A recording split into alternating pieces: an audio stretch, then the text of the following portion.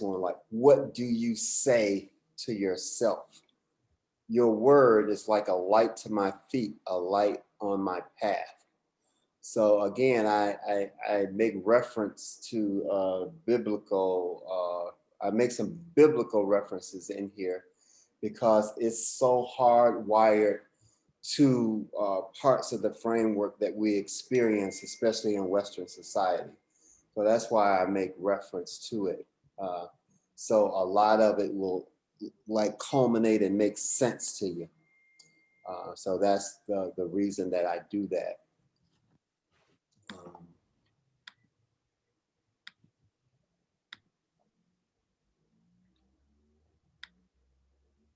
so just going over the highlights of the part. So in that this is the last part.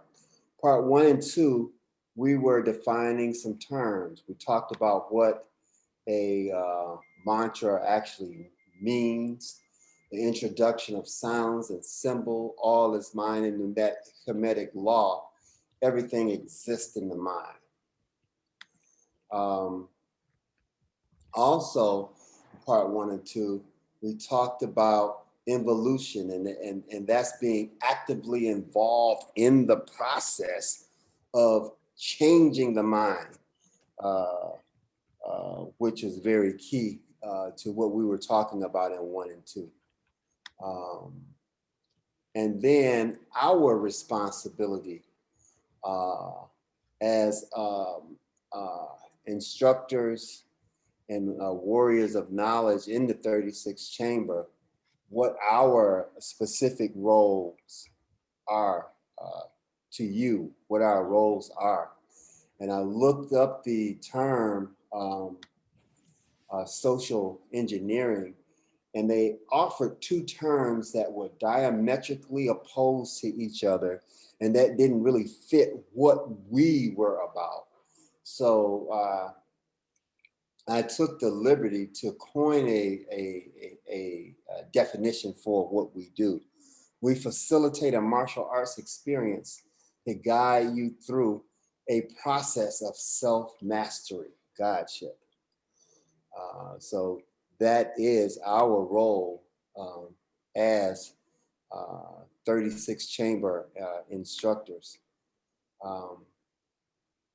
and offering what Grand Master Kajana has shared with us, a warrior of knowledge, in that a warrior strikes you with what he or she knows.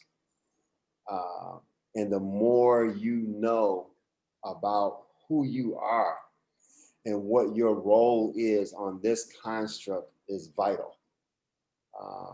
So that was parts 1 and 2 and what that was about, takeaways from there. And again, here, part 3 probably was the more, the denser part of what was offered, because I wanted to go into a lot of, I guess, terminology involving the brain and language, and how the brain processes language, and what parts of the brain would a mantra affect. And I thought that this was important because oftentimes when you talk to other people about meditation and mantras and the like, in that they have a poor understanding of what it's about, they relegate it to something spooky happening. And they don't understand how it's quite happening and what the role of meditation is, more so than, oh, it makes me feel good or I was relaxed. But there's a lot more to it than that. So when someone says something to you like that, they have a novice perspective of actually what meditation can actually do for you. And as Master Kajana has always shared with us, emotions are good servants but poor masters. But how do you navigate through emotions and actually having emotions be good servants and not be subservient to emotions and have them rule what it is that you do and how you navigate through this construct? We also talked about in part 3 how emotions create pathways and sensory files in the brain. And this is very important to know as we're going to talk about how vital that is in where we're going with the development and the creation of mantras. That's going to be key. We also talked about the brain and language and what we learned, what parts of the brain actually give shape to the reality that we find ourselves in. And the most, to me, the highlight and the most, really most important part of the parts of the brain is the reticular activating system, which is also our ancestors referred to this part of the brain as the eye of Ra, and it's responsible for self-perception. And we also talked about an instructor, Aku, had me really going down this one because in a lot of his presentations and how he interacts, he'll say, you know, the supercomputer and refer to the the brain as a supercomputer. And I really wanted to go down that rabbit hole to actually discern what researchers were actually saying about the brain and what their take on it was. Was it a supercomputer? Was it an antenna, or both? And we discovered that in some instances, the brain acted as both antenna and supercomputer. And we also discovered when we were looking down on dissecting the parts of the brain responsible for language, that we were unable to locate the mind in the brain because the mind is not in the brain. And that gave rise to what Flem had offered. Like, if we can't find the mind in the brain, then what is the brain? And then that's when he offered what along the lines of his research as the brain being an antenna, receiving signals, okay? And 2, here, the subconscious is responsible for 90 to 95% of our behavior. And what was intriguing about that was we don't even know what all is in the subconscious mind. However, it's responsible for 90%, at least 90% of our behavior. And 2, the brain can be changed or rewired. And just some years ago, researchers thought that this was impossible. And once you got your brain, that's your brain, and there's nothing that you can change about that. But now the research is saying that that is not true. You can actually change and or rewire the brain. Okay, so that was probably, to me, the densest part of the presentation.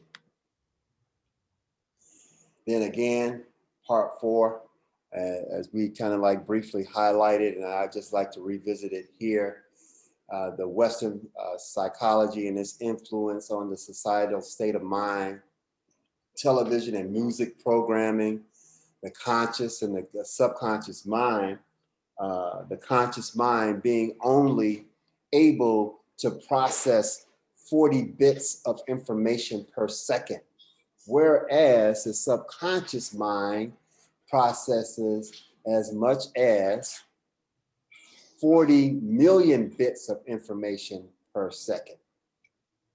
And there is a looking glass self and self-knowledge, and there's a Western definition of that. So they don't mean the same thing as we mean when we talk about self-knowledge and how we see ourselves. They offer the definition of how we see, how you see yourself based on what you see in society. And I like to offer here is based on what you see in the television programming or what you hear in the music programming. They're offering some suggestions as to what and who you are. And this is the psychological warfare that is waged on the minds of the populace. So as you can see, we've covered quite a bit in these presentations, not just in this one, but we've covered quite a bit in the other presentations that the instructors have offered as well. The other instructors have offered as well.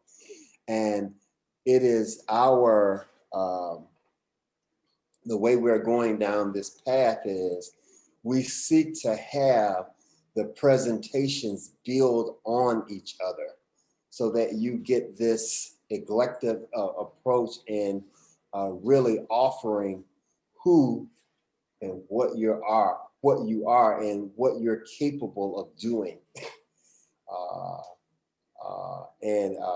I think we can't solely rely on social media, school, and the like to tell us who we are. If that actually happened, it would put the construct as we know it out of power.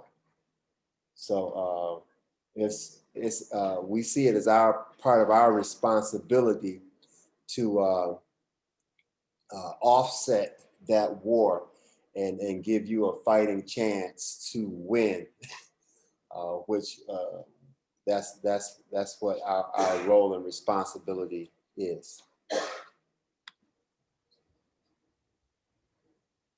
So that's the recap and the culmination of what has happened thus far. So I'd like to have someone get this slide for me. I think I've done enough talking. I've actually done more talking than I actually wanted to. So it's your turn now. Could someone take this slide, please? Once you become consciously aware of just how powerful your thoughts are, you will realize everything in your life is exactly how you allow it to be. Okay. What are your thoughts on that one? Is Aisha? Yes. Okay. Talk to me about your thoughts on that particular slide, if any. It just kind of means that like you create your situations, and like when you realize that it all starts with your mind, like you realize that everything is what you accept or what you allow to happen. Now, let me ask you this, Aisha, do you think that most people believe that? I don't think that, because I think that people always blame other people for a lot of situations they in or a lot of things that happen. So I think that, and then I think it's also perspective, because a lot of times life does happen, but how you perceive it to happen, like, is different. Like how in the dojo, like when we say we weak or we bad at something, like we always get told like, oh no, you have an opportunity to grow. And that's the power in the thought, because if you say you weak at it, that's what it is. But if you had a room to grow, then that's what you'll think. So I think it's about perspective, and I think it's about like using yourself. Good. Thank you for that. Anyone else on this particular statement? I think it's all about speaking into existence, because if your mind believes that you can't, I forget who said it. It was one of the, I think it was Ford. It was one of the big engineers. He said, if you believe that you can't, then you can't. If you believe that you can, then you can, because the thought is half the battle. Whatever you believe that you're able to do, then you are, because you have 1,000,000,000,000 cells that's telling you you can do it.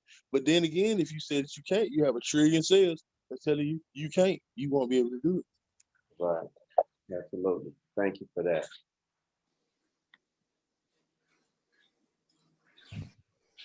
Now, I think I talked a little bit about, um, well, I talked a lot a bit about the reticular activating system. And this is a part of the brain that is actually the part of the brain that is responsible for actively programming consciousness. I have some slides here. Um, uh, John, could you read that one for me, please?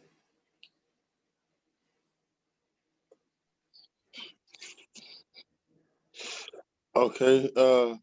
The rectangle part of the brain, or The wording down below it. okay. Mantra, the mind, tool that puts you in an active position, reprogramming your subconscious mind. Good, good, good. So actually, there is some research out there that says that it is the focal point on this part of the brain that actually is responsible for you actively putting items in your subconscious mind. And I think Aisha, at the top of this, and this before we even got to this part of the presentation, that I offered the challenge that a little later on in this presentation, that we were going to talk about uh, us actually being able to put items in the subconscious mind. And that's very powerful in that the subconscious mind is responsible for 90 to 95% of of our behavior. So if we are, so this part of the brain actually puts you in the driver's seat. Hey, man, take a peek at the circulators. What actually happens? John, did you say something? I didn't hear you. No, I said you right. That's a large part. Yeah, that's a large part because, but when you don't know, then you get this, and this is what I believe that has been happening to us for years, that you get this garbage dumped in the subconscious mind because we didn't know what was actually in it. And we had no idea that this part of the brain was actually the gatekeeper to it. So again, I put this out here to say that we do have some control. We do have some autonomy to rewire, to reprogram what actually goes in the subconscious part of the mind using mantras. And I think Isa asked before, along the last presentation, he was like, man, especially when we start talking about music, we start talking about television, he was like, man, all of this stuff, 40 bits per second, the subconscious is 40 million bits per second. Like, man, what can we do? And I said to Issa that the answer was coming, or part of the answer. I won't even say that this is the answer, but I was offering this as a part of the answer. So I hope that this fits the bill. Esau, and you tell me if it doesn't, and I'll keep looking. So if this is not it, please let me know, and I will continue to look, to continue to search. But you know, I got all trust in you, instructor. I believe we on the straight path for sure. No cap. Thank you, brother. I appreciate that. So yeah, I was thinking about what you said. You was like, well, damn, I mean, man, all this stuff, what we gonna do? So I'm hoping that this will give you a part of what you was looking for. Instructor Vondre, may I comment? Yes. Yeah, just on the reticular activation page, it reminded me of a story I had read in a book called Melanin by Dr. Richard D. King. And in it, he used the excerpt from the coffin text, the Kemet coffin text that date back about 3,000 years ago. And it was about the story about Haru, who had his eye injured by Seth, which Seth in the Kemetic pantheon represents the lower nature.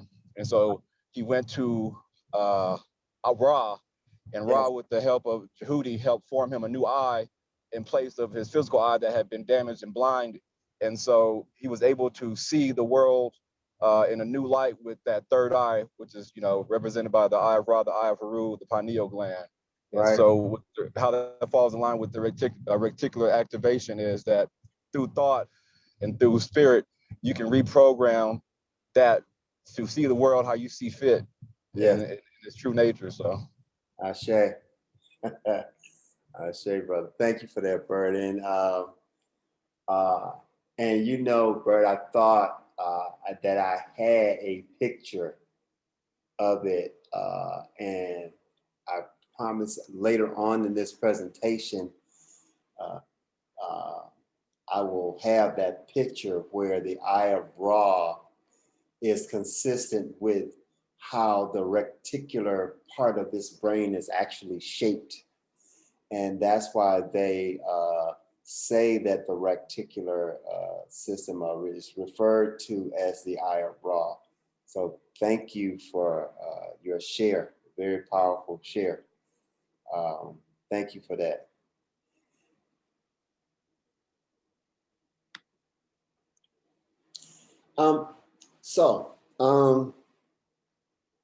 When you don't understand something, you relegate it to a magical experience or something magically happens.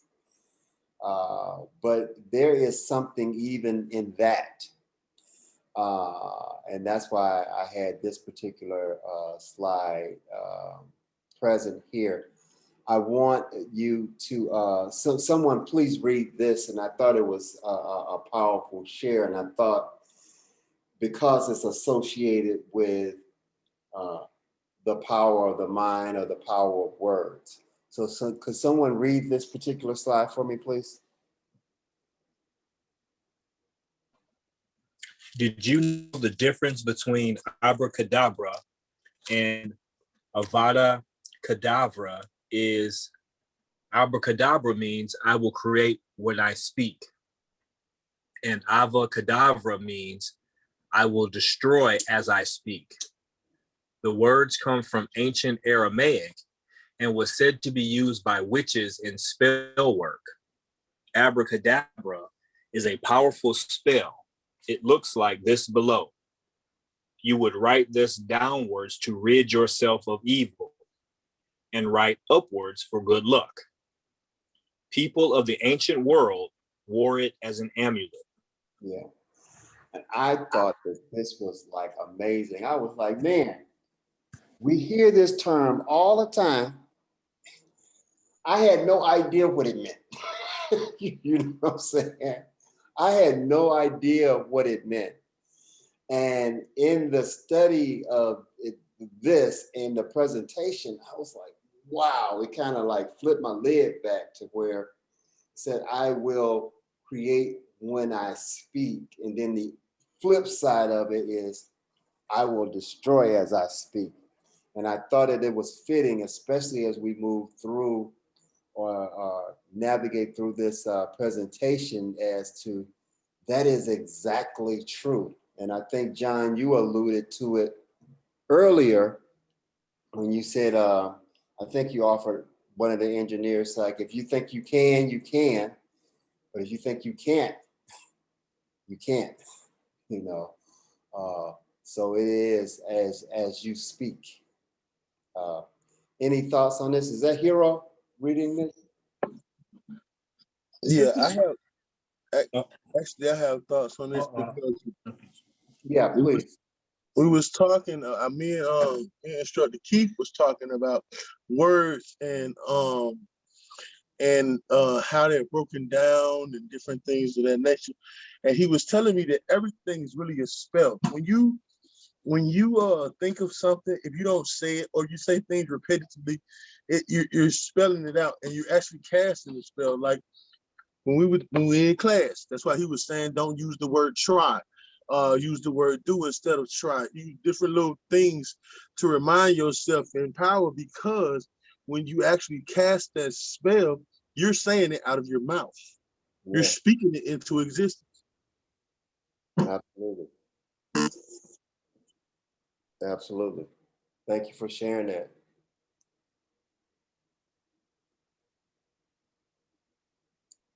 Come on, I can't be the only one that was blown away by this. Somebody give me something. Give me something else. To veg you back on what my brother just said about, the way they communicate, I had to recondition my vocabulary to say I'm experiencing or I'm feeling a certain emotion instead of saying I am a certain emotion, because by saying I am identifying with that and become that emotion. Whereas if I say that I'm experiencing, my mind can understand that it's just a fleeting emotion, a fleeting feeling, and that I'm not that entirely. Oh man, yes, sir, Bird. You you speaking a little bit into the presentation. You are absolutely dead on. Thank you for that share. Peace, instructor, man. Go ahead, brother. So it's interesting. I had to take a call and I just came back and I see this on the screen. It's interesting. I don't know how many people have seen the movie Harry Potter, or the series of Harry Potters, but the death curse in Harry Potter that Voldemort used was Avada Kedavra, and as opposed to abracadabra. Mm, It's just curious, and that was the forbidden, one of the forbidden magic spells that killed people. So wow. it's just interesting to read this. Yeah, and see, I never followed the Harry Potter thing, but that, yeah, you're right. That's very interesting. Peace, instructor. Peace. It's Jeremiah. About the as far as the subconscious thing and the way we speak, I had a therapy session, Okay. and I was speaking to my therapist, Right. and I was saying, I'm always trying to catch up. Like I always feel like I'm trying to catch up. Mm, And so in listening to myself, wow. I had to stop myself. I was like really listening to myself. I'm like, wait a minute. I'm always playing catch up. Mm, So I realized what I was doing was I was creating the energy of lack, yes. because I was casting a spell of me being behind by me programming myself saying I need to catch up. Yes. I realized that and I said I need to stop saying that and Yes. work from where I'm at, Yes. because in that moment of where I'm at is where I can create. I can't create in the past. I can't create in, the future of unknown. I can only create in that moment. So once I realized what I was doing, Mm, I had to stop. I stopped immediately. wow. And I was like, I'm not playing catch up no more. I'm respecting where I'm at in my space, and I'm working from there. And that's just what I have to work with. Yes, sir. That was powerful in and of itself. Now, let me ask you this, Jeremiah. What actually made you come to that realization? Meditation. See, when I go into meditation, stuff just, it downloads. So it kind of came down like in a meditative state, and it was like, look at this. And I looked at it. Right. Wow. Thank you for sharing that. That's powerful. Thank you. That's a powerful share, Jeremiah. Thank you. Anybody else? Peace. I was just thinking about how into a lot of today's trends of language, in times of laughter, people describe themselves as I'm DEAD or I'm WEAK. You know, these words that are taking moments of joy and automatically putting yourself as the lesser. It's become trendy nowadays. Mm-hmm. Mm-hmm. Yep. You know what's interesting is when you look at that word abracadabra, if you understand the how the Egyptians broke down the soul, Ab represented the heart, Ra was light that carried the information in the physical form, and Ka was your divine essence. So that word is made up of different characteristics of this universal force. So that's pretty interesting. Now say that again, Bird. You say AB is equal to Yeah. what? So they broke down the soul. I believe the Egyptians broke down the soul in 7 parts. So Ab was your heart, and Ra represented, the deity Ra, which was light. It was light carries information and truth. And Ka was your vital essence. So that word is Ab, Ra, Ka, and you got Ra at the end of it. So it's just it seems like they put all these different deities' names in a certain order to cast spells. Right. Wow. Yeah. Thank you for that. I had to write that down, Bird, as you were saying it, because you taught me something. I'll put it in the chat. Yeah. Yes, sir. The dot is the door. So just to add Oh, add to that. Okay. Nice. Da is the door. Okay. All right. Wow. See, I'm writing this down. Thank you. So heart, light, vital essence, the door to vital essence. Okay. Heart and light. Okay. Anybody got bruh? BRA? I think that's yeah. I don't got that one. I think it's I see Ra at the end, but I can check into that one too. Okay. BRA. Yeah, please do. I know we got heart, light, vital essence, and door. So bra has to mean something. Thank you. And it seems just like in the offering of this, because I stumbled upon this just in bringing together this presentation, just like Instructor Cedric said before, in putting together these presentations, you go through so much information that man, how does this, how does this match up to this, and just bringing it together so that it makes sense in light of what's being taught. So when I stumbled upon this, I was like, man, when we talk about I will create when I speak in the brain and language, this fits. And then Bird and you guys offering even more to this. So thank you for offering what you have, because I definitely wrote this down. Because I didn't even know that.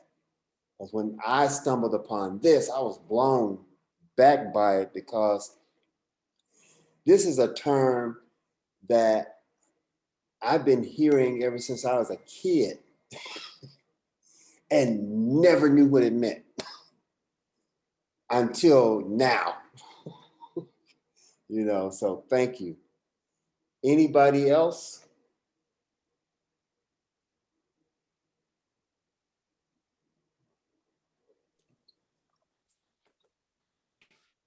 Yeah, instructor. this is Instructor Nate. I have a little bit to add, if I may. Yes, please.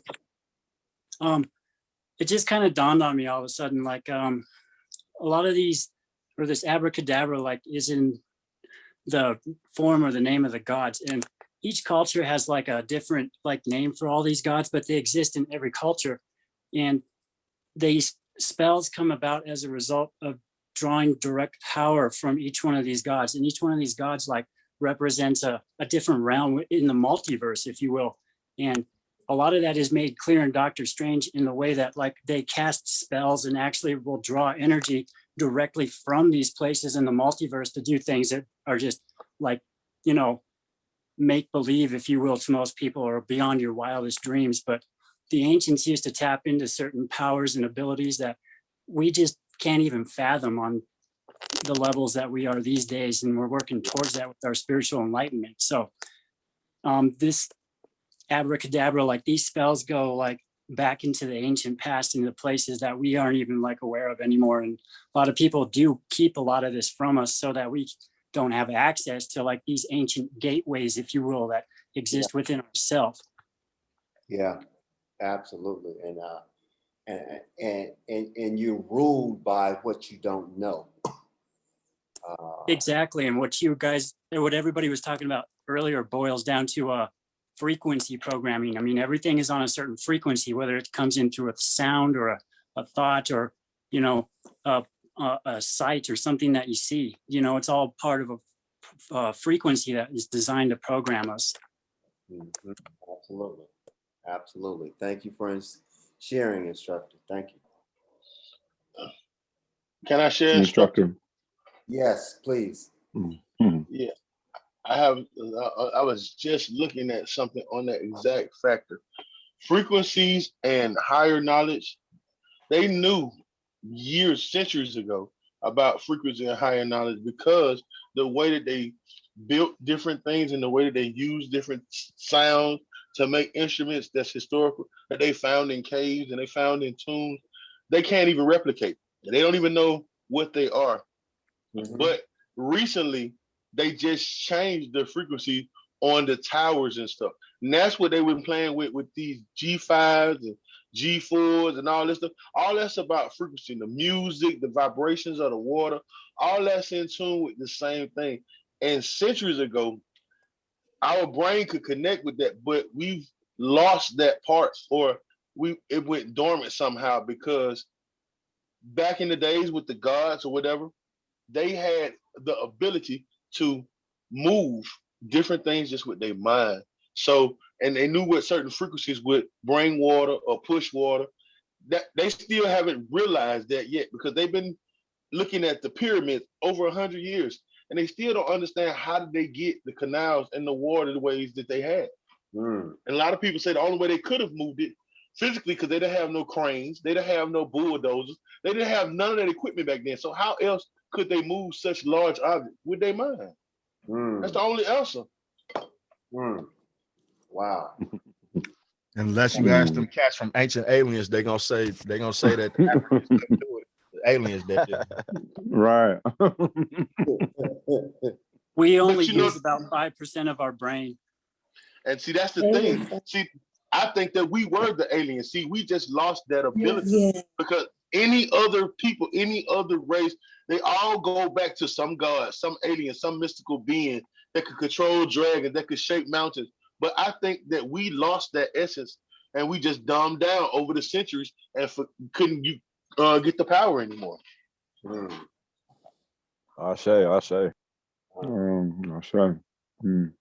If you ever look at alien movies, you will see a similarity between aliens and the way they talk and the way they look and their attire, and African people, even the head shapes, you know, because African people have been shaping our heads going way back. And so when they talk about aliens, you know, they are talking about they are talking about us.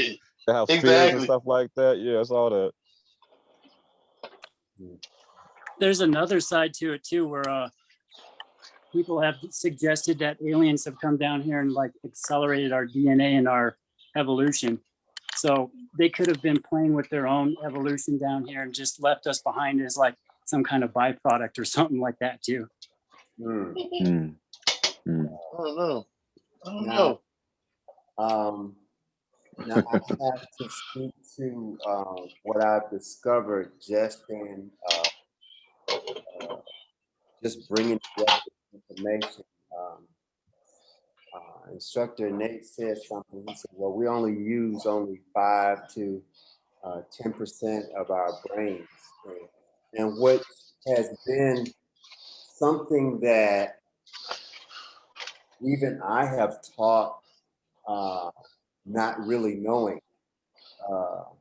And I would offer that to various audiences that I was in front of, talking to teachers and the like. And no one ever challenged it because no one really knew. But in looking at peeling over the research has actually used more than 10%, 5 to 10% of the brain. However, we do so haphazardly because we don't know what parts of the brain that we're actually tapping into. So what was offered earlier about the subconscious controlling 90 to 95% of the behavior, and we are only consciously aware of 5 to 10%, that's where the 10% myth came from. The actual usage of 10% of consciousness as it relates to mind and not brain. So that's where that came from. It actually came, and then they made it synonymous with, well, you only use 10% of your brain, or you only use 5% of your brain, which is not true. That's a misnomer. That's not true. We actually use more than that, but it's a haphazard use that we're not aware of. And actually it came from the active 10% of the conscious mind and 90% of the subconscious mind, as we're talking about and as was offered in this presentation. So we actually use more than that, but we're not aware. All right, thank you. You guys have, man, we learning a lot. Thank you for that. And I think this is another part that has, John, you've already spoken to this, but I think the most intriguing part about this is that bold print down at the bottom. Can someone read that, please?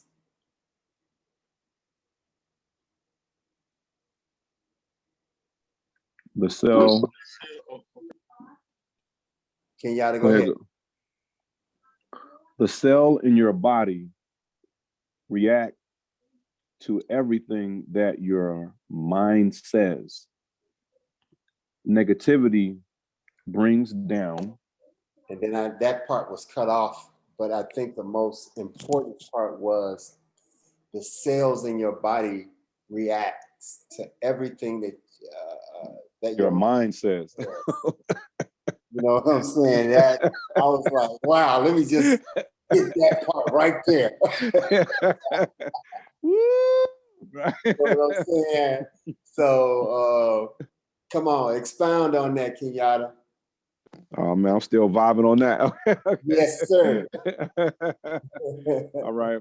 So you want me to go to words, or you want me to go to abracadabra, to the left, to the right? No. I just want you to tell me what that statement. Oh, how does it resonate with me? How does it resonate with you, or as? Oh man. Yeah. It just sort of gets at the point that every day cells are dying, but at the same time new ones are producing. So every day we are literally growing into the next being of our higher selves. So then the question is, well, what do we want that being to be? And the very fact that we have a lot of choice in that in that question simply by probing or preparing or conditioning the mind to be within a certain intention. So if we want to be mighty, we can be if if our minds and our thoughts and our intentions are in alignment with that particular thrust, then your cells will follow. So yeah. Absolutely. Absolutely. Anyone else, just with that statement, the cells in your body react to everything your mind says. I have something to add to that, Instructor Vine. Please. To relate it to the homework, the body can stand almost anything if your mind, it's your mind that you have to convince. So repairing the cells, one of the things that I've practiced on myself and that I've taught other people or instructed other people with is that how we speak to ourselves, how we start our day with that self-talk is what can carry us through the day. What's our affirmation for the day? If something becomes a block, what can we remind ourselves of throughout the day?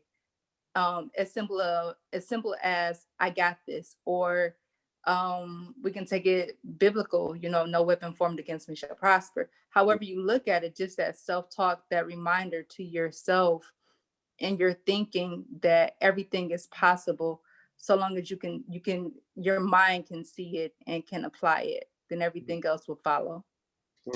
Yes, thank you. Thank you for sharing that. It's very powerful. And you brought the homework in with that. Look at that, Queen. I did. I've been working. I was like, come on. And I've been working. Oh, yeah. I'm seeing that. You even dropped that homework in there a little bit. I did, because it applies. You said, how does it tie in? So I was like, yeah, here we go. You saw it. Here we go. Here we go. That's good stuff. I love it. Thank you. Thank you. Thank you for that. Good. Anybody else? Instructor. Yes, sir. I don't really have much of a comment about the phrase. Yes. I think it's been covered well, but what jumped out at me in the symbol above the phrase is the symbol for Pisces at the bottom of the pyramid, and then the planet Jupiter, the symbol for the planet Jupiter at the top of the pyramid. I don't know what those symbols are on either side, but I'm intrigued by that as to what they mean and where they're going with that and how they relate to this powerful phrase of creation. Yeah. And Instructor Cool, it's interesting that you say that and you make reference to this symbol, because this symbol is very powerful.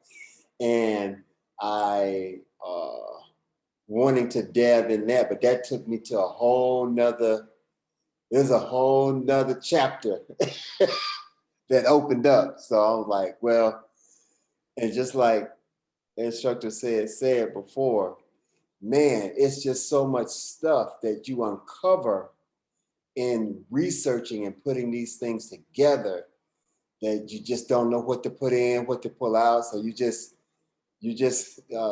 mixing and matching. So you are that's very observant. So there is some power in what you're seeing there. And if anyone knows what these symbols are, please share. That's the Star of David, correct? Yes. Or David adopted it. They adopted it at some point.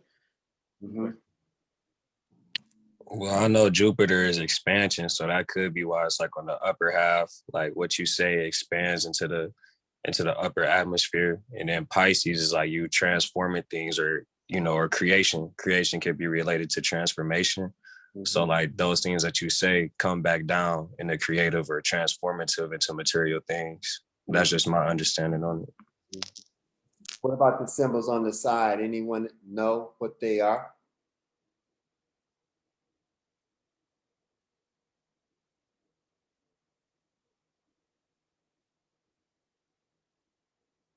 are you talking about the symbols on the point of the stars? Yeah, these symbols right here. If you can see my pointer.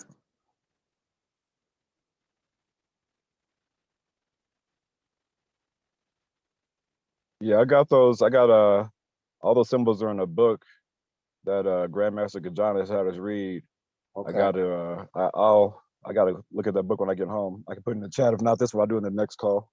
Oh yeah, yeah. So please put it in the chat or drop it, please, because those symbols are related to offset. That's a hexagram. A hexagram, star of 6 points. A hexagram, it relates it to Heka and Hekau, which are words of power and magic. The words Heka, from where hex comes from, means I create, or words of creation, words of power. So just to add that. Okay. All right. So that's HEX there, hero, is what you're saying? Well, so the symbol, the main symbol is a hexagram, HEX. A hex is a spell. It's a word or a series of words that are put together that are used to create or destroy. The term hex comes from Heka or Hekau, which is in the Kemetic Egyptian means words of power, words to create. There's a Neteru goddess named Heka, and she is a goddess of creation and the word. That's one of her epithets, actually, the word, or the logos, which is the creative word. It has the power to create and to destroy. Okay. So it's a very powerful symbol. It's a lot in there. And I was saying those little rosettes on the tips, I believe those are related to the goddess Aset. And that's ASET? Aset, ASET or AUSET. AU is also like the root word of aura or light. So Aset was the goddess of light and the throne of power. She is the throne, if you will. So she was also a god. She was known for being actually the most powerful. She's described as being the most powerful witch in the world. With the word, with being able to create. They call them spells. And that's like that's a misnomer, if you will, as well. They would call, if they were being used correctly, they're verses, they're songs. Okay. But those songs, so to tie it all back into using all the ancient terms and all this symbolism to go back to today, the songs that Aset would sing were used to create and destroy. She could create reality with them or destroy reality with them. The same way today with the music, it can be used to create reality or destroy reality. Yes. We were talking about that in the last part of the presentation where we talked about music programming. Very good. Thank you. Yes, and that ties in too with the music, the program, and the different pitches and vibrations, because when they change certain sounds and vibrations with the music, it does certain things, because they found out that certain tunes and certain vibrations make people angry, whereas other vibrations make people happy. That's why when you listen to meditation music, it has different sounds that sound similar because it's uplifting. Certain notes are high pitched or whatever, uplifted. Certain notes are really sad or lower. Good stuff. Thank you. Wow. Thank you for that. Here, and this speaks to what John was just saying. Every thought, every action creates vibrations through the infinite fields of consciousness.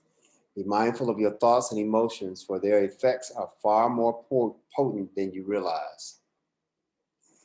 And, here, when I saw this imagery, it kind of like stood out at me again, going back to the eye of Ra, and it's right in the center of this queen's brow, the penile gland. So this is this symbol and the verbiage around it was very moving to me. So again, we are definitely on that right path.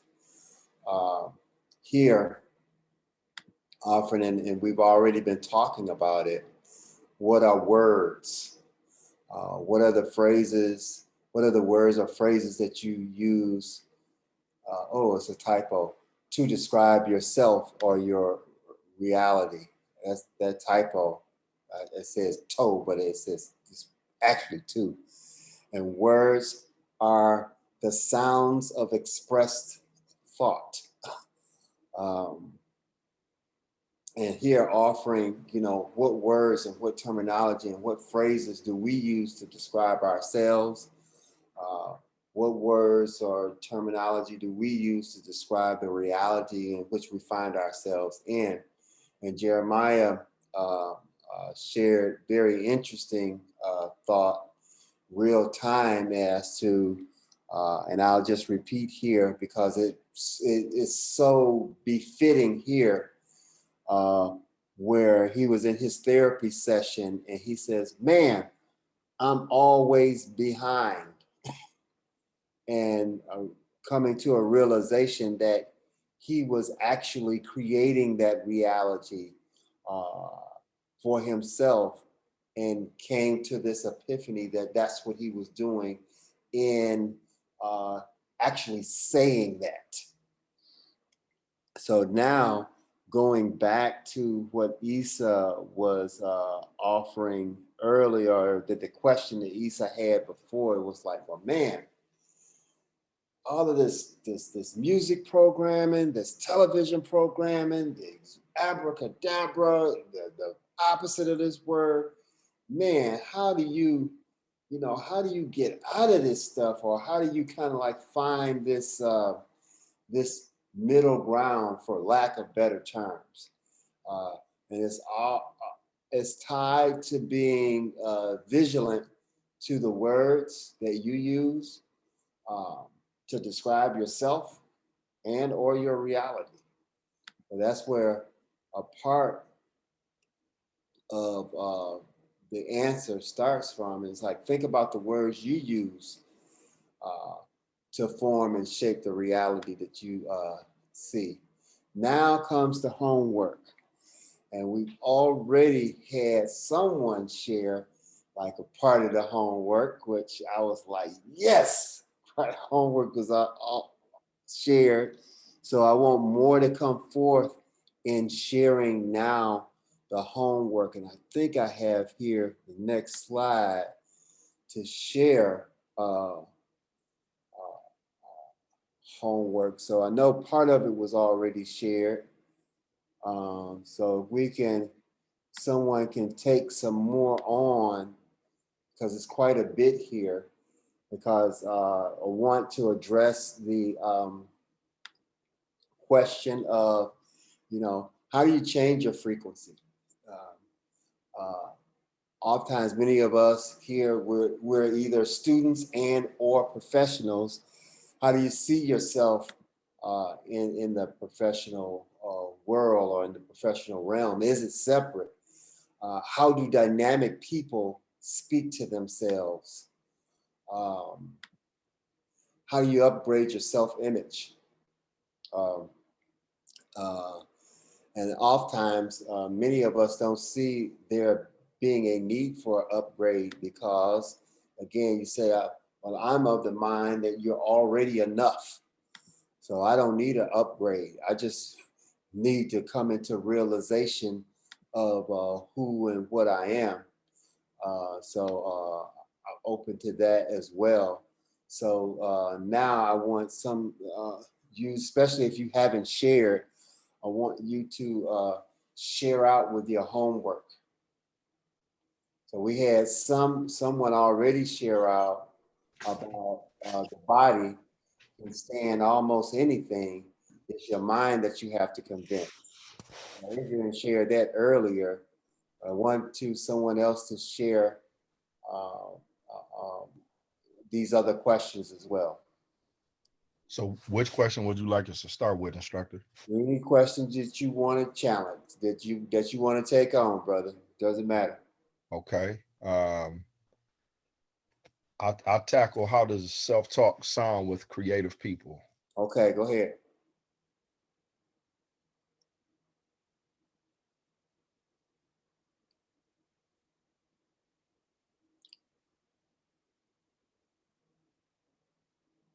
Hello? Experience. So you got to start over, brother. You got to start over. We missed all you of that. blanked out at the beginning. Yeah, Oh, we I'm didn't sorry. get rid of that. Yeah. I'm sorry. I was saying that. Can y'all hear me now? Okay, yep. Okay, I was saying that self-talk with creative people, for me, it often it sounds like dialogue between two or more people internally. It's for instance, as a creative, I might be working on a mix for a musician, a band or whatever, and I will have to step away in a sense, and I'm using the quotations, the air quotes, the bunny ears. I'll have to step away from the work that I'm doing and listen to what I have worked on objectively, as if I'm not myself.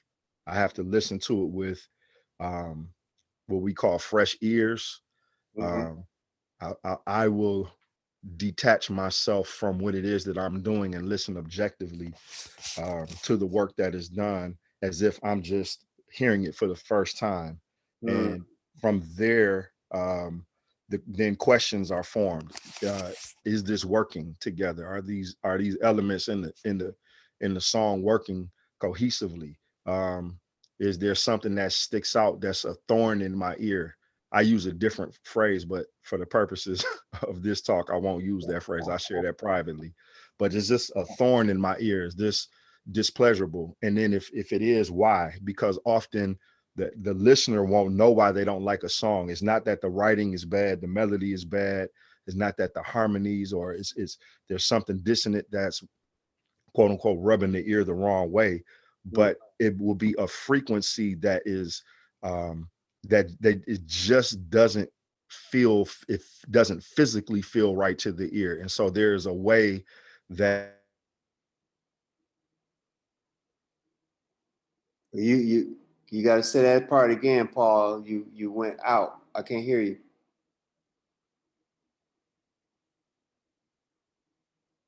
Hello, Paul. often the same, where they will step away, they'll remove themselves from the art, so that they're looking at what they're doing as if they are a fan or a patron or somebody who's coming into the gallery to look for a piece, and they paint that way as well. So self-talk, when we're talking about from the perspective of mantras and evolving self, evolution of self, often self-talk sounds like a conversation. And you ask yourself questions. Is this ego? Is this, and when you got to ask that question, if you're in doubt, then 9 times out of 10 it is, or 10 times out of 10 it's ego. So you're having an internal conversation with, you just kind of referenced the higher self. Before I started talking, you were talking about, I'm already perfect and I just need to realize it, or I'm already enough and I just need to come into the realization of that higher ideal is what we're conversing with and often looking at. Yes. Good. Good. Thank you for that. Add on, instructor? Yes, please. Please. Okay, just a little bit. I won't take too much. So all of these are just fantastic questions, man. I love this kind of inner dialogue and just the whole thrust of tapping into that higher self that we have access to. And so I just want to just use one of these questions. So you posed the question, how do dynamic people speak to themselves, and this sort of is in conjunction with how do you see yourself, and so the short response would be, when dynamic people are at least for me, how I look at it, like when are speaking to themselves, usually they are, especially depending on the situation. What comes to mind for me, and you would know this way better than I would. I did a smaller version of what you accomplished, but when I was working on my master thesis, and I was under the gun, I was under the deadline, and I had to produce this product that was due within a certain amount of days, and I had a ways to go to get there. And I think at the time I was working toward my green belt at the time, but I remember the lesson you gave us about just tapping into our higher self. You drew this image on a whiteboard, and then you and you basically share with us that, look, this is your physical self, but outside of that, you have a higher self, you have higher possibility, etc. So I would literally put myself in the mirror with my hoodie on, and I would just tell myself, I'm like, man, you are the greatest. Do you understand how amazing you are? Oh my goodness, do you understand how smart you are? You are a scholar. You are amazing. You are unstoppable. And I would just literally, I would just tell myself, and I would just be Kimpoing in the mirror, like, oh, I'm about to crush it. Oh, I'm about to crush it. And I would do that, and then I would go into my writing phase, and literally I would crush out like 12 hours of writing or 15 hours of just sitting there and just going for it. And so, wow. So in terms of dealing with that question, how do dynamic people speak to themselves? According to the intention, according to where it is they're going, they speak to themselves in the way that they see themselves. And so taking those Kempo lessons and applying it, to a goal like so, I mean, even to this day, I still do the same thing. Especially when emotionally I might be feeling a little doubtful or uncertain, then I just begin to speak what it is that I envision until I can feel it and just go into it. And so I just don't allow myself to be ruled by how I'm feeling, but more or less where it is that I'm going. So I don't know if, I know that sounds so personal, but hopefully that that lands for some folks within our circle. So that's my contribution. Thank you, instructor. Thank you, brother. That was right on point. Instructor, I want to attack changing your frequency. Go ahead. Okay, frequency change. How do you change your frequency? Well, this is exactly what I've been doing for the last roughly year and a half. Okay. Because I was having a bunch of negative situations surrounded by altercations and anger and different situations with my family and my job and all kinds of stuff. So what I started doing was I started listening to different music. I started watching different shows. I started even just certain things that people would say that resonated with me that was negative, I would move away from. Or if we like at work, people started gossiping or whatever, I would leave from that situation. If it's something like, in the area where I was at and I didn't feel a good vibe, I would change that because the frequency that I felt in the air or in that moment, it wasn't right. So you basically just feed yourself what you need, what you want. I changed my eating habits, started working out, different things just changed my whole attitude and outlook on, and especially when I started Kempo and we started doing the affirmations and different things that made me look at or perceive situations differently. Yes, and I think that's how you change your frequency, by changing the way you see things, hear things, what you listen to, what you intake in your body, your food, what you intake into your soul, what you intake in through your eyes, your ears. I think that's how you change your frequency, because I've had less altercations. I still had altercations, but they weren't as bad. I was able to maintain my control in different situations. And I think that has a lot to do with me changing my frequency, not tuning in to the negativity. Yes, sir. Thanks, John, for sharing that. Very powerful share. Thank you. Come on, somebody else. Well, tell me they the only ones did their homework.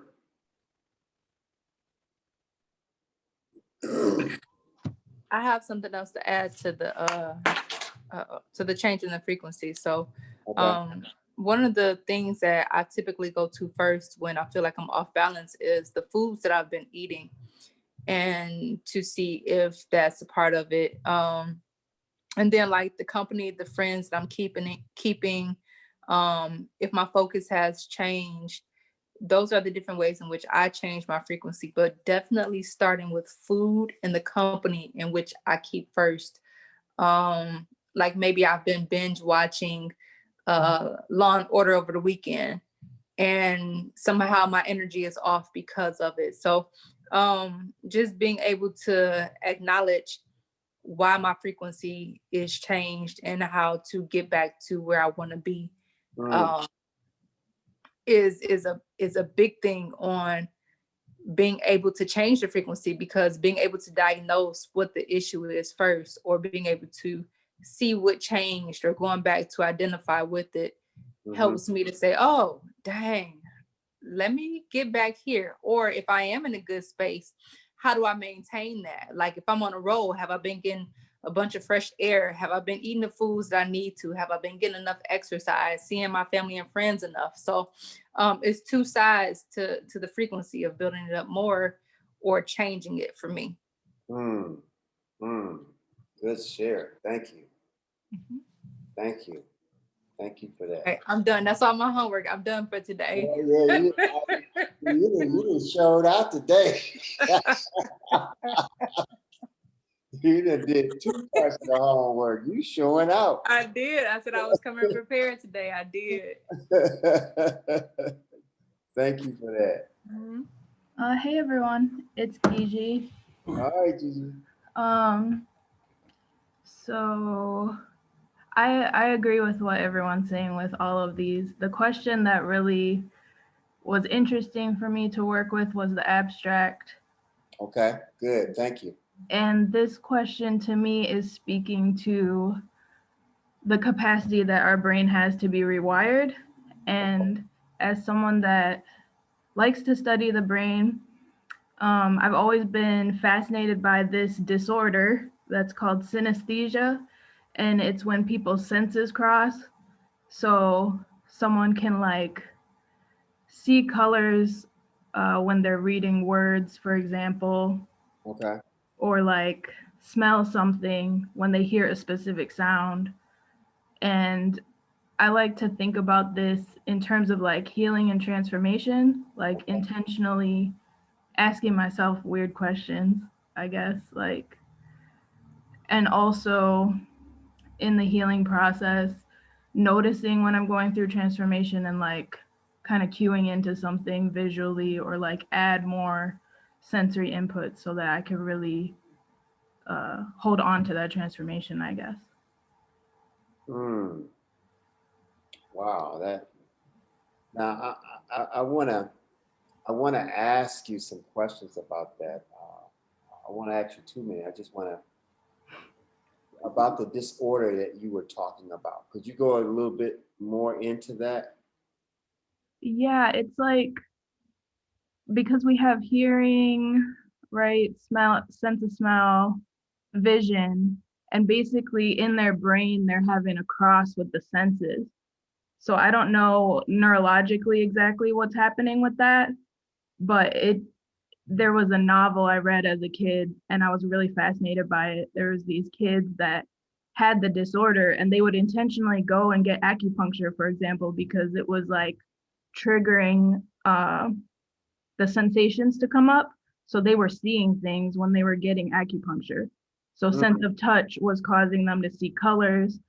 People see words in like textures, even like there would be like colors that pop up when they're seeing words, I imagine it would be pretty overwhelming because this is like their life is like that. They can't turn it off. But it's just a really fascinating disorder to me.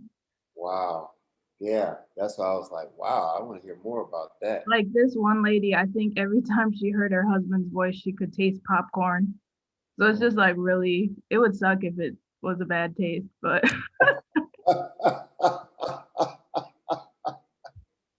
Wow.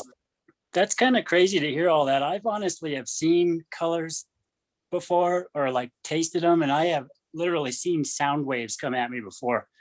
Wow. So I really appreciate you sharing that, Gigi. Yeah, that's a fascinating share. Thank you. I might have that disorder. oh, that's so cool. Wow. Yeah, I was gonna say, like, when I was a kid, I recognized that my grandma's backyard like smelled like the taste of like some of my favorite snacks that I was eating. So like, that's crazy. But like also how people like taste things and like they'll tear up because of like it'll remind them of like certain memories of past events or like past people, or like they'll smell something and tear up. Right. You know, it resonates with them. Yeah. So now, Emerson, you're talking about the sensory files that we talked about earlier. You know, how the brain sets up a sensory file to associate a certain experience with a taste or a smell. So Emerson, you're hitting right in that area that we had talked about before, in terms of how the brain remembers certain sensationalisms. So that's a good share. Thank Makes you. sense. Yep.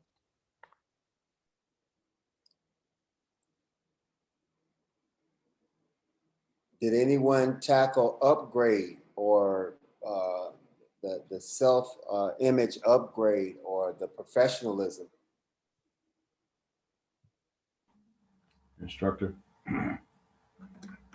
So I this question actually brought me back to a session that I was doing.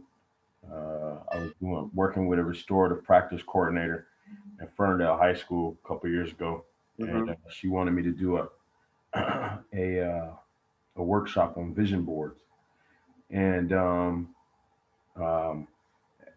you know, and it kind of relates into the creativity or being creative, how the self-talk and and all of that, and being dynamic, and you know, so and the way I broke it down to the youth is like, as a child, how did you learn how to read? And you know, they couldn't remember, and it's like, when you learning words, you learn words by image, right? The train, you look at the train, they teach you to see the train, and then they teach you the word that looks. So when you see a train, you can relate the visual image of the train with the word. And so for me, upgrade for me is, what do I visually want to see, or how do I visually want to see myself? I did a vision board some years ago, and I had no words on my board, right? And like I said, going back to the creative piece, the emotion, like what is going to trigger what emotion do I want to feel? What's going to trigger that emotion to cause the upgrade that I'm seeking? You know, I know that I could be. Do I want to be? What look do I want? You know what I mean? Do I want to focus on my visual aesthetics in reference to like clothing, or my beard, my hair, whatever, you know what I mean? Like, if it's something that I feel that I'm looking to that I want in my life, I'll see it, and then if it's big enough, I'll put it on the board so that I see it every day, and it's big enough that I have to see it to cause that upgrade that I'm looking for, especially within my own particular image of who I am and what I want for myself, etc. Yes, sir. Good. Yeah. That vision board is powerful. Yeah. I was thinking like, and this is probably like because it was homework, like it was really personal. But the image, the upgrading yourself image, I was thinking about, so like previously I was like an athlete, like in college and high school, I played 3 sports. I played 2 sports in college, and then like I didn't play any sports. So like physically I've gained like a lot of weight. And I was thinking about how, I had a coach tell me one time, when you're out in the world, be it professional or like just out in the world, people look at how you take care of you. And how you take care of you is how, like, if you get in a job, how you will take care of your job, like things that can trust you with. Because if you can trust, if I can trust you with you, then I can trust you with bigger things and better things. So I was thinking in terms of like, just when you upgrade yourself and you have a healthy vision of yourself, like you'll have a healthy vision of what you think you deserve, or if you like what you see and if you like how you're growing. So it's like, like for me personally, I know that I'm working on like areas of physique. I'm working in school. I'm working on just different things in my life. But I think that when I feel better, I obviously, or like in return, inadvertently, I believe I deserve more. And so when I think I deserve more, I try to close the gap of why I don't have it. So Okay. Okay. And you use that bad word, try. You try to close the gap. oh yeah, well, I work on closing the gap of achieving what I deserve. And not to say that I don't deserve it now, but when I can get to it, I will be more responsible with it because I will know how to take care of it. Yes. Okay. Yeah. See how that wording, you taking that out, the way that you worded that, it even came out differently. I don't even know if you noted it, but it did. Thank you. Yeah, that really resonated with me too, because I'm changing and transforming in major ways and everywhere. Because I got an MBA, I got an associate's, I got 2 associates and a master mechanic degree, and I went a bunch of jobs where they turned me down because I'm overweight or because of the way I look, not because I couldn't do the work. Not because I don't have the skills. I graduated magna cum laude with a 4.0, but they didn't look at my resume. They didn't look at none of the accolades, none of the students list, none of that. They didn't care. When I walked in, they seen my person, my body, my physical forms. Oh, he can't do the job. We don't want him to have a take on the job. We're not gonna hire him. And that is true. Because when you upgrade yourself and when you change your perception, people actually look at you differently. Like she said, people look at you like, well, we don't know if you can do the job, but she looks like she can do it, or he looks like he can do it. People do that all the time. Everybody has their biases, even though they don't say it, but they do. That's a powerful share. Thank you. Thank you. We are in the last 15 minutes of this. I shared with Instructor Keith earlier, that, man, if I get halfway through this presentation, I would be doing very well. And I'm just about halfway through it. But I do want to now, especially for those of you who didn't share homework, how is this resonating with you now? Because this homework that you've done actually sets the stage up for the next half of this presentation, which I want to talk to you about. The next, and I'll introduce it now. the next half of this presentation is actually talking about mantras and the formation of mantras and how to formate mantras. So that's what the next half of this is about. Actually putting some mantras out there and then having you go over them and discern whether they're good ones or poorly written ones, so that it'll help you formulate mantras in your meditations.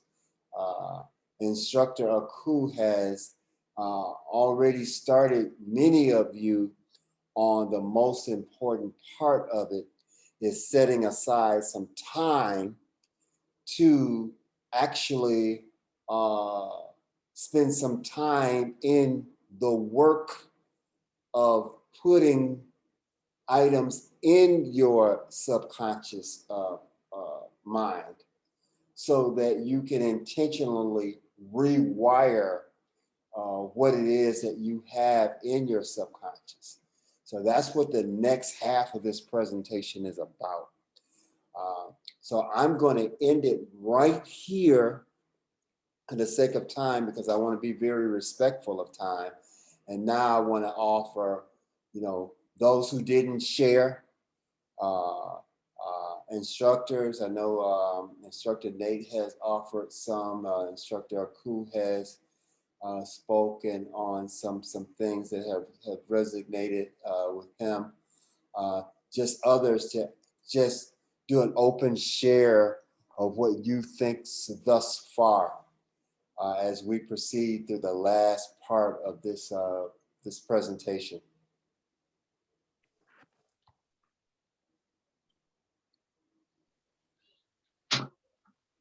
I've really been thinking about and being present to, like, the being intentional about the things that I am thinking as I go about my day. So, for example, I was in a workshop with some sisters the other day, and we were introducing ourselves to each other and just having dialogue, open dialogue. And one of the sisters was having an experience that I could relate to. She was having trouble expressing herself, and she felt uncomfortable, and she referred to herself as shy. And I almost co-signed with her, and like, okay, shy tribe or whatever, But I caught myself, and I had a moment where this class was present with me, and like, okay, no, we're not claiming or tagging on to any titles that aren't empowering us and empowering our sisters and others. So, like, no, I shut it down instantly. And one of the question I focused on for the homework was, can you upgrade your self-image? And like, absolutely, and it's that repetition and programming. We talked about programming, over the past few weeks. And so it's like, there's television programming, radio programming. You can program yourself, like Brother John and Adrian spoke about with the foods you eat and the environment you're in. Of course, being in nature and things of that nature as well. One of my favorite practices is actually labeling my water with words of power that I want to tap into, because we talked about the cells and how the cellular body is listening, it's eavesdropping, it's taking it in. So water taps right into the cells, and so when you're restructuring your cells yourself, that water gets right in there. So what are you putting into your water? So I use water as a way to restructure the foundation of who I am and what I am or who I am becoming, and just using repetition. So cutting out the nonsense of the words that I speak about myself, and really being really intentional about what it is I am becoming through repetition. So that's it. Wow, powerful share. Thank you. Thank you.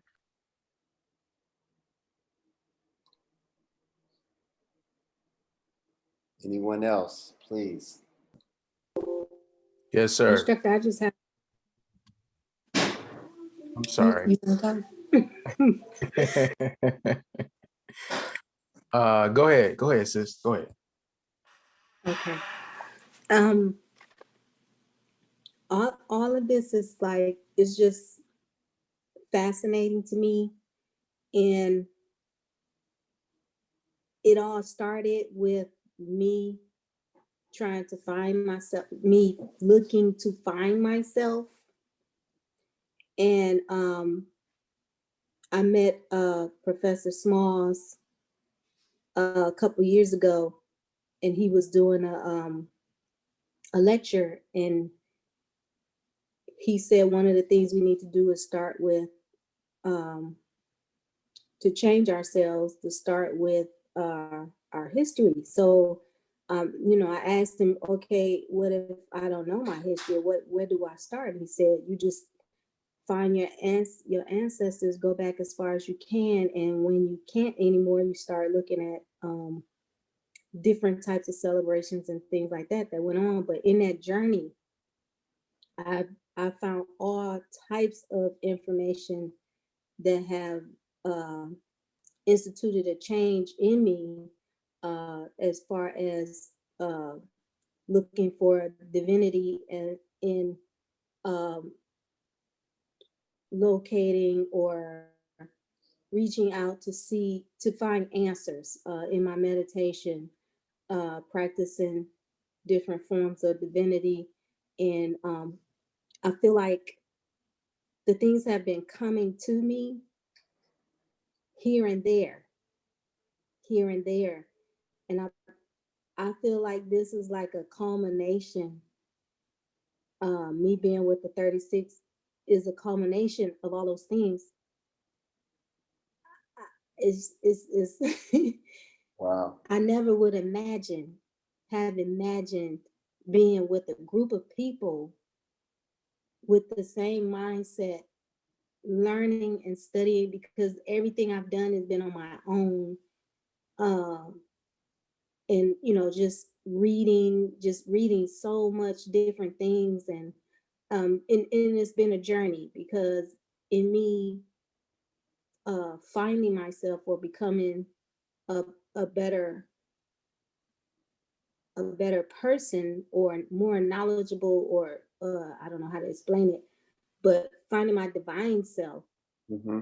I've done some wrong things, and I've been through a lot of things. So like with how the mirror, what is it? The mirror cannot see itself.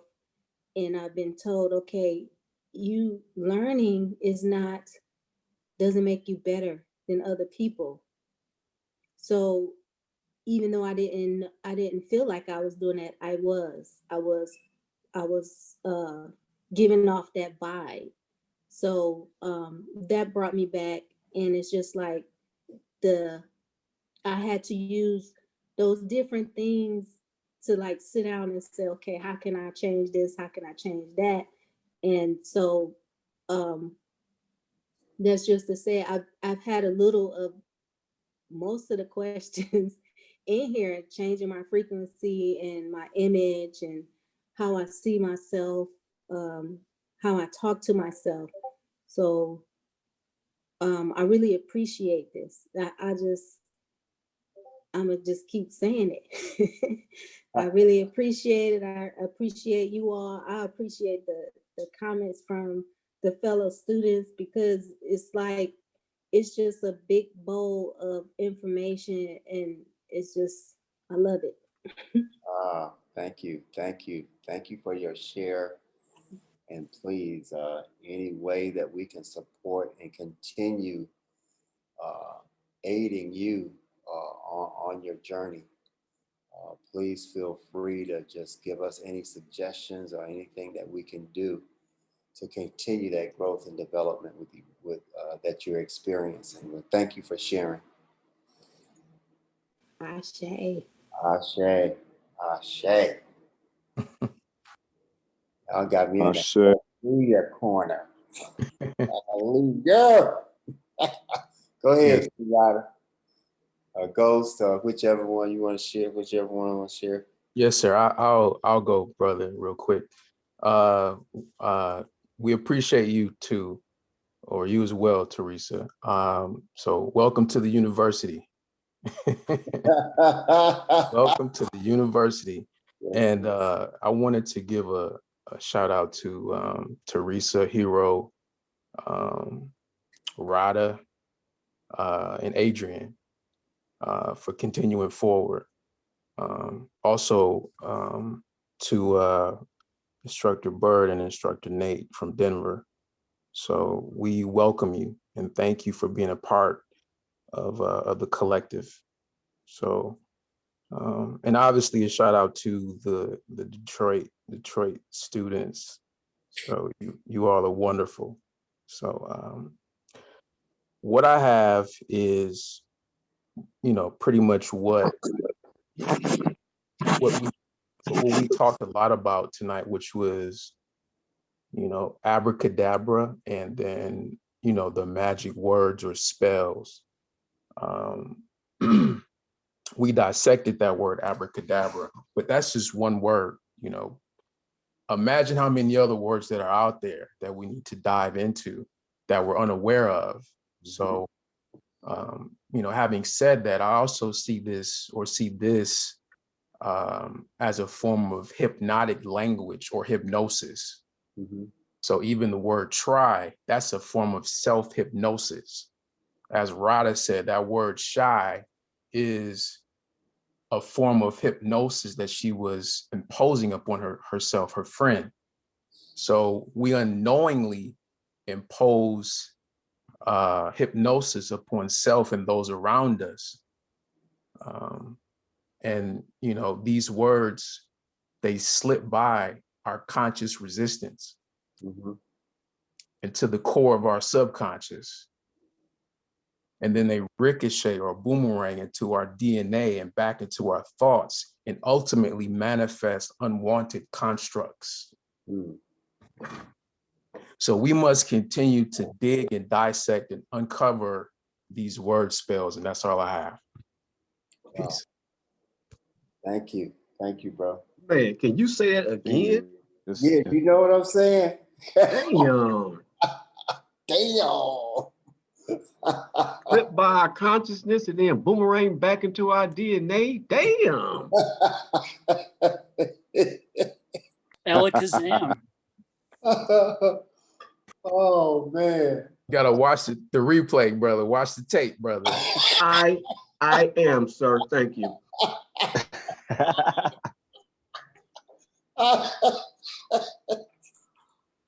Yes, sir. Wow. Anybody else? Don't nobody want to talk after that. You know? I say.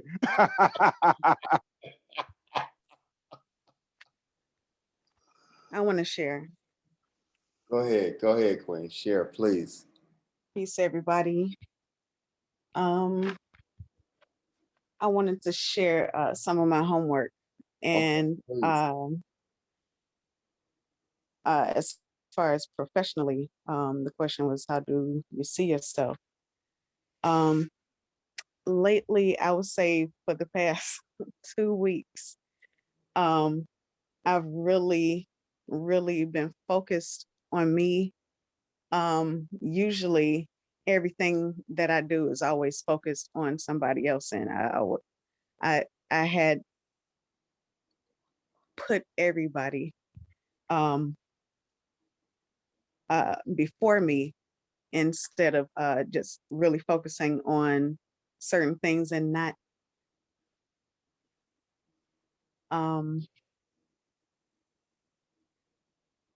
really focused on creating what I really want, even putting the thought into it. And it's like I've been on a hamster wheel running away from myself. And just even me sharing this, I'm super surprised that I am sharing it, but I really needed to get that off of me, get that out, and be vulnerable and know that this is my tribe, and I could speak on those things that have been keeping me from making some solid commitments. And for the past 2 weeks, I have been on that. And as far as my body image and uh, just how the outside looking in, I mean, how do people perceive me? So the majority of my time outdoors or away from home, I am working. And just thinking about how I look to me, I always in my head, okay, I'm working. My clothes don't have to, I mean, out working, these clothes are going to get dirty anyway, but have not been really taking the pride, taking pride into what I do look like when I leave out the door, because I know I'm going to go get dirty. And somewhere in my mind, I made it okay to accept that. And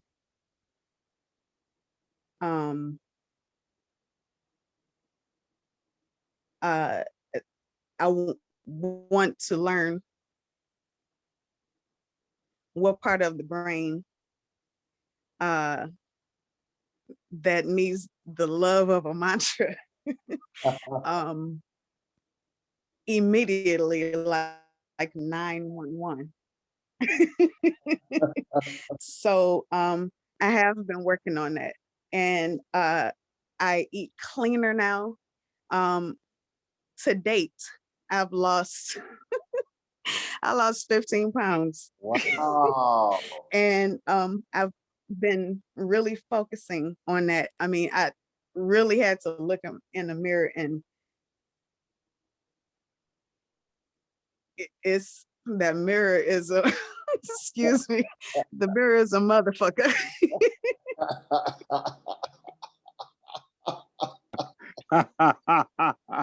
Oh man, yes, ma'am. And so I am the biggest thing right now, while I was doing my homework, what kept coming up for me was focus only on what really matters. Mm. And I'm going to create some artwork, and I'm gonna decorate that thing. I'm gonna paint it, do all kinds of things to it, to post it in every room in my house. Focus only on what really matters. Yeah. What everybody shared today was the bomb. It just felt so good. I cannot wait to the replay. I love y'all so much, and Love you too, sister. instructors, y'all are amazing. The whole dojo family is amazing. So I am so grateful to have a space to share. And with family, y'all something else. So that's what I want to share. Yeah. Okay, I'm done. Thank you, Queen. Thank you for sharing. That was huge, Queen. That was huge. Thank you. Wow. Anyone else for the good of the order? This is the good news is that everybody on this call is on the right path, and once you find one right path, you can find many right paths, but it's not just one for you. And so, you know, the stuff that y'all learning, the stuff that you've experienced and discovered yourself, like I said, you always be able to find your way with this knowledge. You know, you're not going to forget it. I didn't get to do the homework, but while we were talking about it, I was just some random thoughts came up. So I'm gonna kumite for a second. If I get too carried away, just tell me up. Go ahead, brother.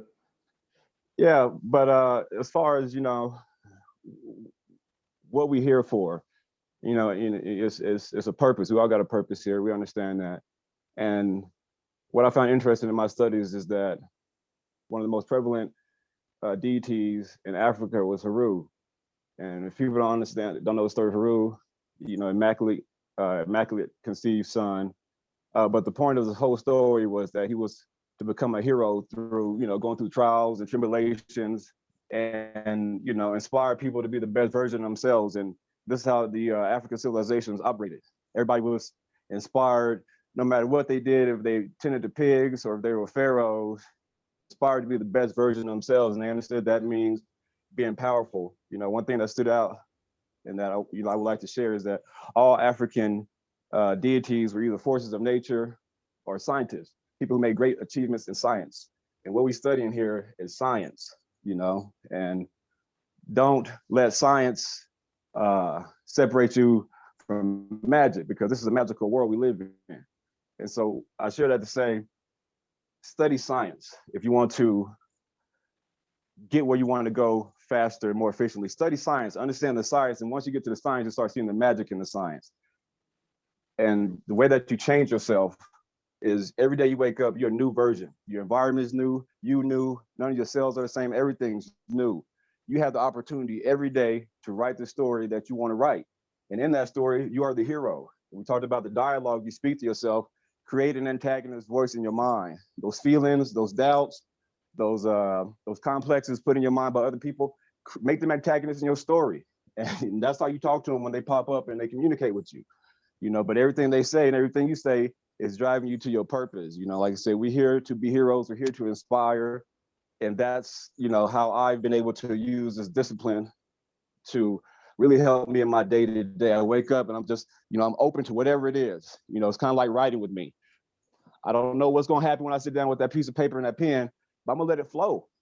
And whatever happens that day, whether, it's a good event, whether it's a conflict event, whether it's anything, I'm going to let it happen and I'm going to write around that. But it ain't going to stop me from writing my story. Right. And so look at yourself as your character. You're here. You have, like I said, none of this stuff is coincidence. I don't believe in coincidences. There's no such thing as randomness in the universe. That's the myth. Everything here is orderly or it wouldn't work. So when you run across people that make sense in your story, write that in. Like I said, when you run across opportunities, when you run across conflict, just write that into your story. And that's, has had a real powering effect for me, and no matter what I'm facing, and language is how we operate everything. The beautiful thing is about the environment, you can't always change your environment. You're going to be where you're going to be. But what you can do is, put the filters up, you can put firewalls up, you can decide what you're going to take in and what you're not going to take in, no matter what environment you're in. What I'm saying? You can say, okay, I'm going to process this, I'm going to route it over here, just like in network, or I'm going to discard this.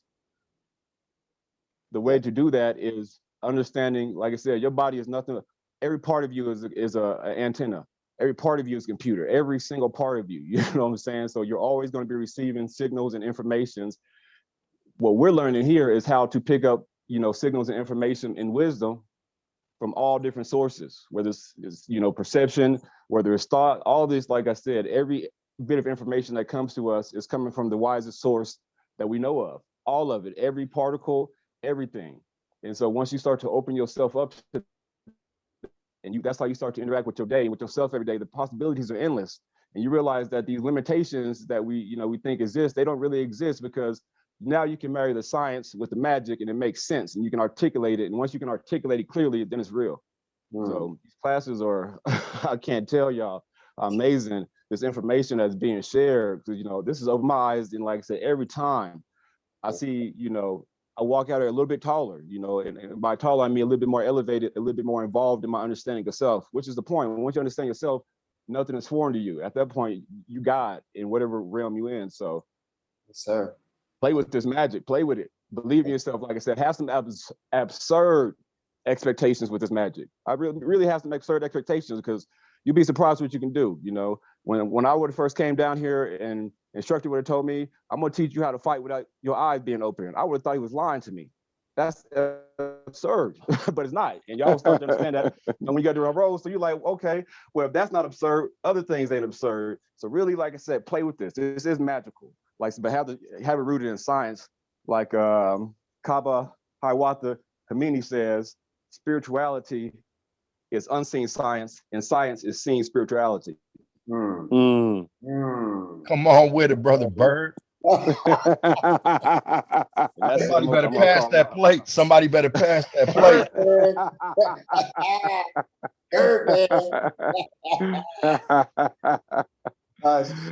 Yeah, Ashe. Yes, yes. I say, yo. Yes, sir. Man, all right, brother. Go on and express yourself. Well, hey, y'all taught me how to do it. Y'all taught me how to do it. Yes, sir. Yes, sir. Thank you for that, brother. Thank you for the share. We're very powerful share. Anyone else for the good of the order, and we can close it out. I do have a couple more things I feel like I should share. Go ahead, Nick. Let's see, this goes back to that answer about how you can change your conscious and subconscious. And I've kind of talked about a little bit before the class before last with the combat eye. And that combat eye is, taking in your environment in a way that is beneficial to you. And an example of that would be like a lot of people, even if they're not looking at the blow, they view it or sense it as like something massive coming at them, like a semi truck or a huge boulder. But you can take that and turn it into something small, like the head of a needle, or like, a pencil coming at you instead. So it becomes far more simplistic to maneuver. It changes your reality. And what's, I guess I shouldn't say change, but it literally allows you to merge with your reality in a way that, you can marry that motion and act out of that spontaneity in that unknown. And honestly, I've been going into that unknown as part of my homework from our class, and that with meditation has been incredibly powerful. I've had some of the most powerful meditation sessions like of my whole entire life. And that combat eye, you can literally take it and turn it inwards and start looking at yourself on the inside and take it directly to the mind. And that self-talk that you do with yourself is incredibly important. Like you tell yourself everything before you say it to anyone, even if it's like quick or you didn't quite like hear it, you just didn't pay attention to it. And once you really start to get to pay attention to your mind and know yourself really well, you can actually start to hear and sense your subconscious and start to apply the tools that have been given here in this class so that you can change that, inner universe, if you will.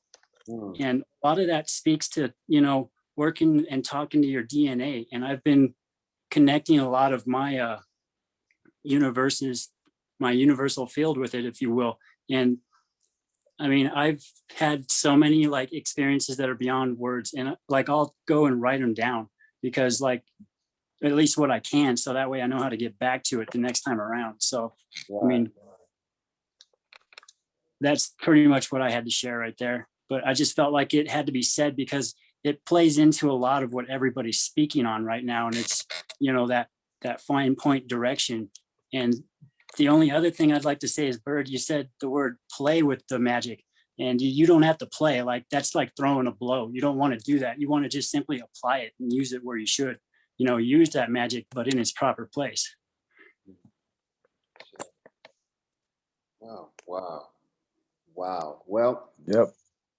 I am going to really thank you all for just phenomenal shares, phenomenal participation, because as stated, you are very much a part of changing the reality, not only for yourself, but your shares and you sharing help others gain perspective and insight on changing themselves as well.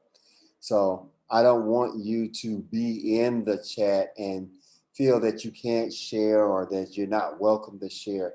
That's why I will open it up for everybody to share, and we'll wait on you to share.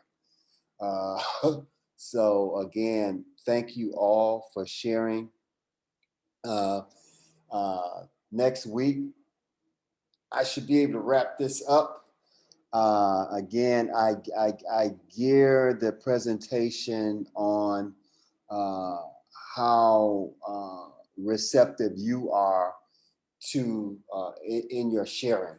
So again, a lot of you drive me, as to the direction that the presentation actually goes. So again, thank you for sharing. Again,